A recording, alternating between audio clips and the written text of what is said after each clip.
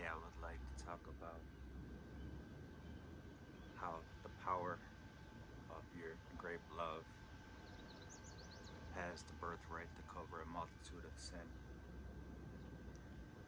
Birds of a feather truly flock together in the Lord's name.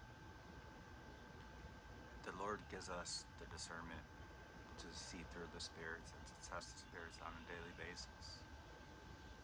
And as an empathic soul, it truly hurts our hearts to see the ways of the world. But Lord Jesus' love in the chosen one's vessel has the power to cover a multitude of sins as long as we are repentant of our sins ourselves.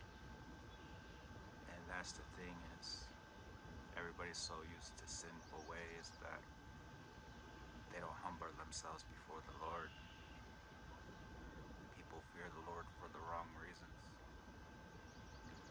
They fear the Lord because the greater good. You gotta understand, when you carry the greater good, a lot of people will despise you, be against you, because what you do becomes a ripple effect amongst society. And you can't focus on the outward ripples, you have to focus on the inward ripples of the stone hitting the pond. And what I mean by that is, we don't push our insecurities onto others, we give our burdens to the Lord. And when we do so, He sees everything and He goes before us. So we're only being attacked because we're fighting for our future and our birthrights. And it's truly sad that nobody sees past the veil. Nobody understands the truth. And what you carry dilutes their soul. All these energy vampires that want to drain you and take from you and literally harm you.